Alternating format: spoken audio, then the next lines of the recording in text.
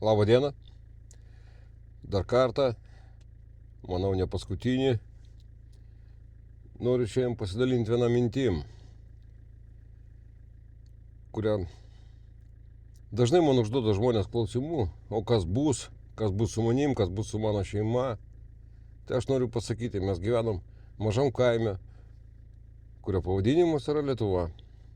Mes čia visi vienam katile, vienam nedideliam kaime.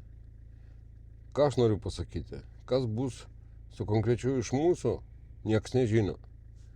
Bet tai, kas atsitiks su Lietuva, tas bus ir su mumis. Ir todėl aš linkiu, kad visiems būtų saugu ir gerai. Ir darykim taip, kad Lietuvai būtų viskas gerai. Pas mus yra skirtingos politinės pažiūros, skirtingi supratimai apie tai, kas yra gerai, kas yra blogai. Bet aš žinau vieną, blogai yra tikrai, jeigu nedaug dievė, čia prasidės karas. Ir reikia viską daryti, kad to karo nebūtų.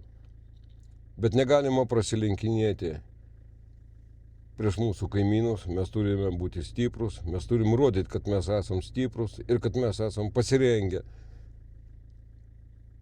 ginti savo šalį. Ir jeigu nedaug dievė reikės, atiduoti už ją savo gyvybę. Rytoj sausio 12.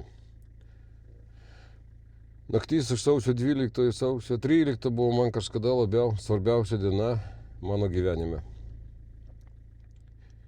Dabar su karu Ukrainoje, tai nedaug, bet truputį nublėso šitą datą, bet jinai yra vis tiek viena svarbiausių pas mane. Ir aš tikiuosi, kad jinai yra tokia pati svarbi ir jum. Linkiu jums taikaus dangaus. Atsiminkite, kas buvo sausio 12-13 Lietuvoje ir nedaleiskim šito niekada daugiau, kad tai pasikartotų. Visų su artėjančia sausio 13.